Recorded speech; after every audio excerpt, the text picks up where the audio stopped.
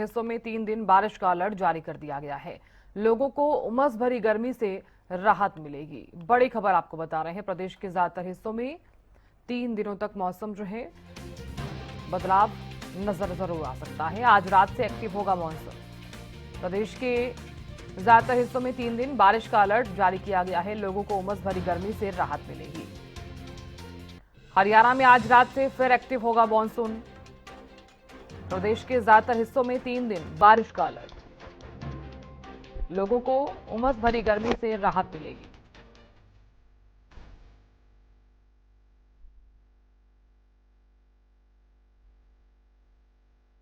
जानकारी ले लेते हैं, रजत सिसोदिया जुड़ गए हैं ज्यादा जानकारी लिए हुए और राजीव सुल्तानिया भी जुड़ गए हैं ज्यादा जानकारी लिए हुए।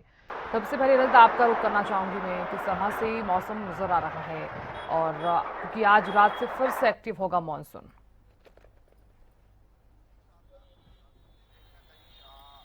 जो है बादल छाए हुए हैं, पिछले 3-4 दिनों से जो है लगातार धूप निकल रही थी, तो बीच बीच में हल्की रिमझिम बरसात भी हो रही थी। इससे कहीं ना कहीं लोगों को जो है हल्की उमस भरी गर्मी से राहत तो मिल रही थी, लेकिन उमस जो है लगातार बनी हुई थी, तो कहीं ना कहीं लोगों को परेशानियों का सामना ज़रूर करना पड़ रहा था। तो वहीं आज रात से जो है मानसून दोबारा एक्टिव होगा, तो जिससे कि कहीं ना कहीं जो तमाम लोग हैं उन्हें उमस भरी गर्मी से राहत मिलेगी। तो वहीं ग्रामीण क्षेत्र की बात की जाए तो किसानों के चेहरों पर एक सिकन नज़र आ रही थी, तो सिकन अब दूर हो सकती है, क्योंकि मौसम विभाग का कहना है कि आज रात से दोबारा मानसून एक्टिव होगा और अगले 3 दिन जो है झमाझम बरसात देखने के लिए मिल सकती है। जी साहब। बिल्कुल, आप बने रहिए रजत। राजीव सुल्तानिया भी बने हुए हैं। राजीव, फिलहाल किस तरह का मौसम वहां पर नजर आ रहा है और क्योंकि आने वाले दिनों में बारिश होने की आशंका जताई जा रही है। जी बिल्कुल साधना जी, मैं आपको बताना चाहूंगा, भारत मौसम विभाग के अनुसार 3 दिन जो है हरियाणा प्रदेश के अंदर बरसात के आसार जो है बन रहे हैं, क्योंकि उत्तरी हरियाणा के ऊपर एक साइक्लोनिक सर्कुलेशन बन रहा है, जिससे हरियाणा प्रदेश के अधिकतर जिलों में हल्की से मध्यम बरसात का अनुमान जो है वो मौसम विभाग के द्वारा जारी किया गया है। लेकिन हम पिछले दिनों से बात करें तो हम महेंद्रगढ़ जिले में 10 दिन से बरसात नहीं होने से लगातार तापमान में इजाफा देखने को मिल रहा है और महेंद्रगढ़ जिले का तापमान जो है 36.5 डिग्री पर पहुंच गया है। वही सबसे अधिकतम तापमान की बात करें तो हिसार जिले का रहा है जो 37 डिग्री पर पहुंच गया है और यदि सबसे कम न्यूनतम तापमान की बात करें तो यमुनानगर का रहा है जो 22.5 डिग्री तापमान रहा। लेकिन पिछले दिनों से लगातार बरसात नहीं होने से यहाँ के स्थानीय लोगों को उमस भरी गर्मी का सामना करना पड़ रहा था। लेकिन अभी अगले 3 दिन तक बरसात के आसार जो है वो हरियाणा प्रदेश में बन रहे हैं, क्योंकि आज रात्रि से मौसम जो है वो बदली होगा और कल से हरियाणा प्रदेश के अधिकतर जिलों में बादलवाई रहेगी व हल्की से मध्यम बरसात होने का अनुमान है। तो ऐसे में उमस भरी गर्मी से लोगों को जरूर राहत मिलती नजर आएगी, क्योंकि लगातार तापमान में इजाफा होने से और बरसात नहीं होने से स्थानीय लोगों को भी काफी परेशानी का सामना करना पड़ रहा है। लेकिन लोगों को इंतजार है कि आज मौसम विभाग ने अनुमान जारी किया है कि अगले 3 दिन तक हरियाणा प्रदेश में बरसात के आसार जो है वो बन रहे हैं, क्योंकि उत्तरी हरियाणा के ऊपर एक साइक्लोनिक सर्कुलेशन बन रहा है, जिसकी गतिविधियां जो है वो हरियाणा प्रदेश में एनसीआर क्षेत्र में देखने को मिलेगी और जिससे हल्की से मध्यम बरसात होगी और तापमान में भी गिरावट देखने को मिलेगी। लेकिन उसके बाद फिर अगस्त माह के लास्ट सप्ताह के अंदर फिर से बरसात के आसार जो है वो नहीं बन रहे हैं, जिससे कहीं ना कहीं तापमान में वृद्धि देखने को मिल सकती है। लेकिन उसके बाद फिर मौसम विभाग का अनुमान है कि सितंबर माह के पहले सप्ताह के दौरान फिर से हरियाणा प्रदेश के अधिकतर जिलों में बरसात जो है वो देखने को मिलेगी और उससे कहीं ना कहीं तापमान में भी गिरावट जो है वो देखने को मिलेगी। लेकिन मौसम विभाग का कहना है कि अभी तक हरियाणा प्रदेश में 305 mm बरसात सामान्य होनी चाहिए थी, लेकिन 1 जून से लेके और 20 अगस्त तक 255 mm बरसात हरियाणा प्रदेश में देखने को मिली है, जो कहीं ना कहीं सामान्य से 17% बरसात जो है वो कम देखने को मिली है। तो ऐसे में पिछले कई दिनों से उमस भरी गर्मी का सामना यहाँ हरियाणा प्रदेश सहित अन्य जिलों के लोगों को भी गर्मी का सामना करना पड़ रहा है। लेकिन अभी जो मौसम विभाग ने अनुमान जारी किया है उसके अनुसार अगले 3 दिन तक मानसून की गतिविधियां देखने को मिलेगी, जिससे हरियाणा प्रदेश के अधिकतर जिलों में बरसात होने की उम्मीद है। जी साधना। बिल्कुल, आने वाले दिनों में बरसात जरूर हो सकती है, सभी अनुमान जताया जा रहा है। आप बने रहिए हमारे साथ। राजीव, रजत भी लगातार बने हैं। रजत देखिए, क्योंकि 3 दिन तक बारिश का जो अलर्ट है वो जारी कर दिया गया है। कौन कौन से ऐसे जिले हैं जहां पर अलर्ट जारी किया गया है और ये भी बताइए कि बरसात जो है वो किस किस जिले में कम हुई है।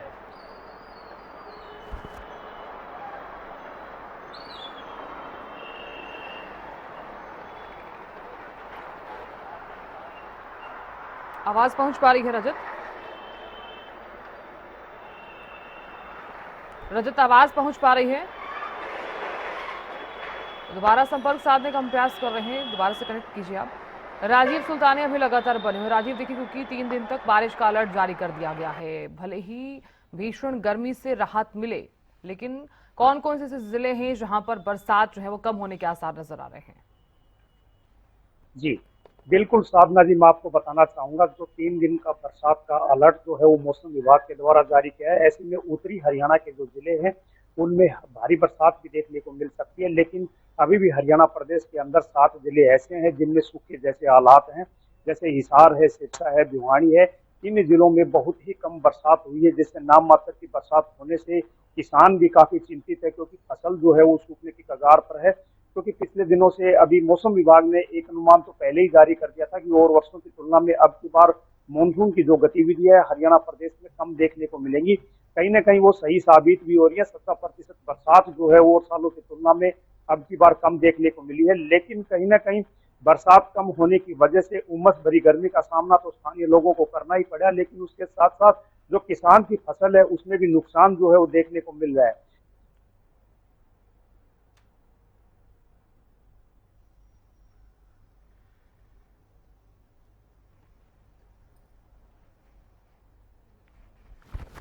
बिल्कुल, आप जानकारी भी लगातार दे रहे हैं, और इस बीच तमाम दर्शकों को हम ये बता दें कि प्रदेश के ज्यादातर हिस्से जहां पर 3 दिन तक बारिश का जो अलर्ट है वो जारी किया गया है। राजीव सुल्तानिया और साथी रजत लगातार बने हुए हैं, उनसे भी हम जानकारी आगे लेंगे। और इस बीच तमाम दर्शकों को हम ये भी बता दें कि हरियाणा में मौसम बदलने के जो आसार हैं वो नजर आ रहे हैं। लोगों को भीषण गर्मी से राहत जरूर मिलेगी, लेकिन ये बरसात आगामी दिनों में अगर बरसात अच्छी होती है तो फसलों के लिए भी काफी ज्यादा फायदेमंद बताई जा रही है। धान के सीजन के लिए स्पेशल तौर पर ये जो बरसात है वो काफी अच्छी भी साबित जरूर होगी।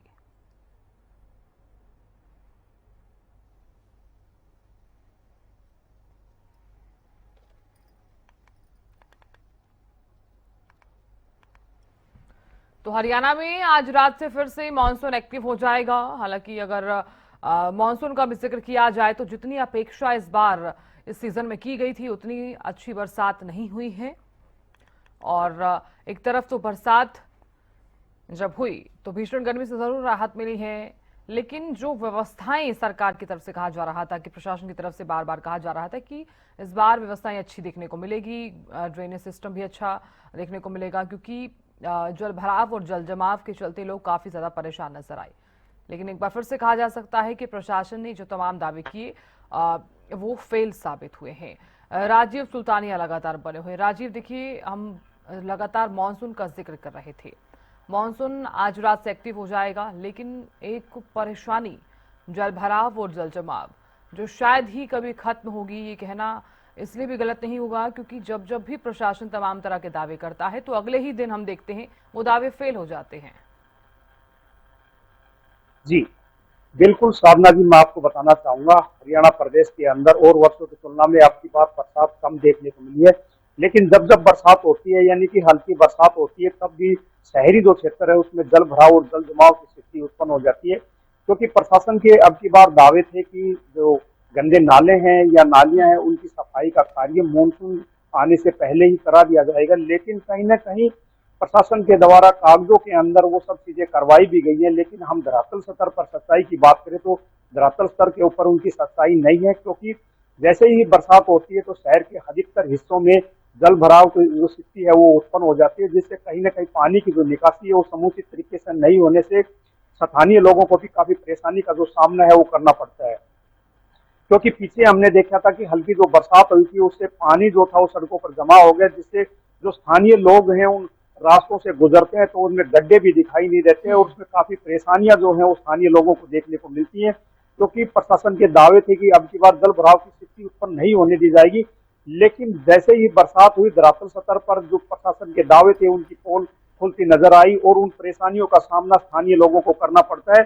पीछे हमने देखा कि काफी गड्ढे होने की वजह से कई लोग तो उसमें हादसों का भी शिकार हुए, लेकिन उसके बाद प्रशासन के द्वारा एडवाइजरी जारी की कि जिन रास्तों के अंदर जल भराव है उन रास्तों का प्रयोग ना करें और ऊपरी सतह के जो रास्ते हैं उनका प्रयोग करें।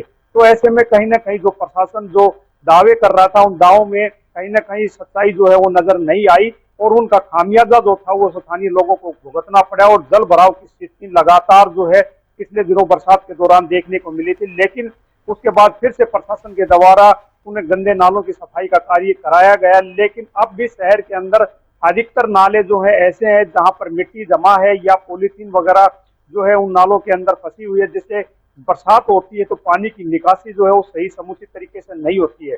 तो कहीं ना कहीं फिर बरसात होने की वजह से पानी जो है वो सड़कों पर जमा हो जाता है और लोग उस गंदे पानी के माध्यम से ही जो है ना कहीं गुजरते नजर आते हैं। तो ऐसे में कहीं ना कहीं प्रशासन की लापरवाही का जो खामियाजा है वो स्थानीय लोगों को भुगतना पड़ता है।